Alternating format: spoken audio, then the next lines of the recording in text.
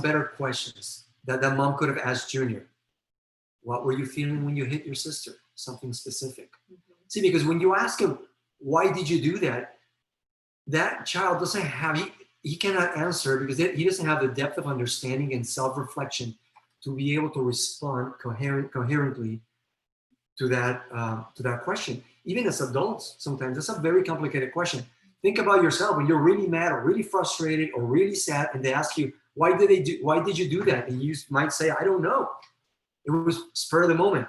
So what do? Ask simpler questions like, what? Go ahead. Yeah. Besides, what were you feeling? What did your sister do that made you mad? Or help me understand how hitting seemed to be the answer to this problem. How is it going to make things better? And what was the problem with what she was doing to you?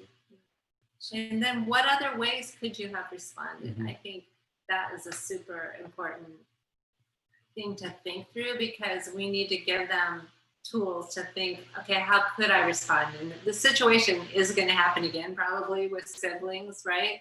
But what could you have done? You know, what should you do? I mean, that happens a lot. We have one son who just little things bother him, right? Like they get on his nerves and gets overwhelmed by it. And so it's easy for the other son, the brother, to just keep doing it because it's like, what's the big deal? I'm not really doing anything wrong. And that's a hard one because he really isn't doing anything wrong. And yet in that moment, you know, his brother is weak. So we've had to work with both of them.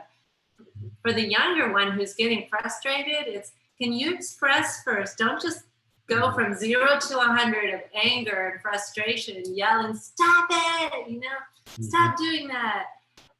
No, talk to him first. Hey, you know, could you please stop tapping the table? Or could you please stop humming? Could you please stop whistling? I mean, sometimes it's like every little thing, you know? And then for the older one, you know, sometimes it's just to say, you know what?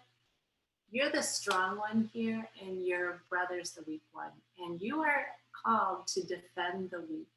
You know, you have to take care of the weak. That's your position. So in this, where you have strength, where you could keep bothering him, even though you're not really doing something wrong, could you consider just making it easy for him right now? Yeah. And that's challenging. I think the biggest challenge that we have as parents is we want to talk. We want to give lectures. We're going to give explanations instead of asking questions and drawing it out of our kids without judging them. Here's a really interesting example from another author. He talks about an example of what would happen if you bought your child some tennis shoes and they didn't like the tennis shoes, right? And they cost you a lot of money. But at night when you brought them to him, he didn't like them. And next morning you see he's putting them on, but he's going to cry.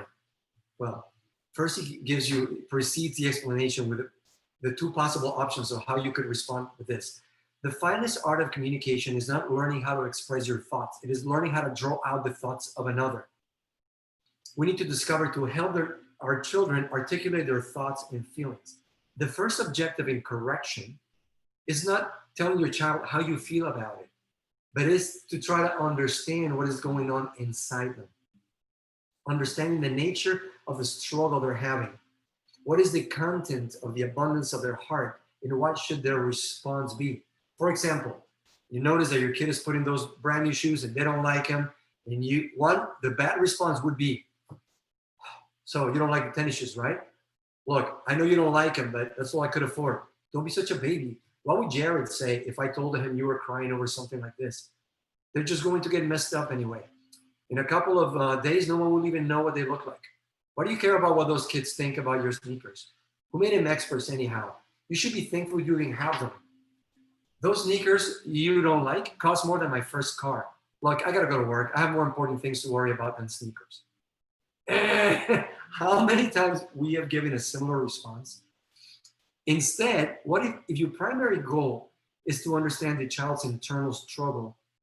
What if you could instead have a conversation like this? You're upset about the sneakers, aren't you? Yeah. You didn't think you like, I didn't think you liked them when we bought them last night. You didn't want to tell me, did you? No. What don't you like about them? They look stupid. What do you mean? Well, Jared says they look stupid. When did Jared see him? We just got him last night. Well, Chris got a pair just like his, and Jared told everybody in class he looks like a dork. What looks dorky about him? Well, the red stripe on the back. They don't put the red stripe on the new ones. They're last year's shoes. That's why they're only $87. Oh, in that moment, you need to take a deep breath and say, oh, I see. So you're afraid they will call you a dork today, right? Yeah, that hurts, doesn't it? Yeah, I don't know why they should care about what my shoes are like, but I know they will call me a dork. So what are you learning there? Your child is struggling with feelings that you can identify with. Maybe you can't identify with sneakers. Maybe you can identify with the fact that somebody you know is making more money than you at your job or in your business. Somebody's killing it and you can't figure out how to make more money. He's dealing with rejection. He's dealing with acceptance, with thoughts of approval, feelings of approval. You can understand that. Insecurity. So we need to learn to look at the world through their eyes, to have that conversation. Listen instead of talking. Yeah, and I think it takes time. It takes time to listen, and so often we give a sermon or we tell them what to think because we just want it to be over with.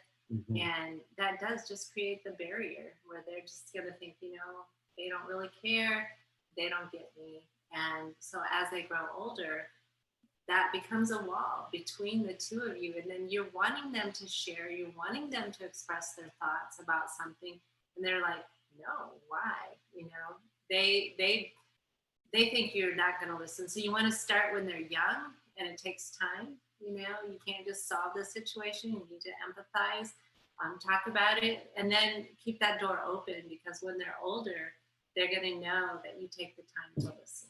And before we go to our last section, if you know anybody who would like to get some help, we're going to start a parenting, we'll start a coaching program for parenting. We want to help parents how to become your child's leader without breaking the friendship. How do you become their friend without losing respect for you?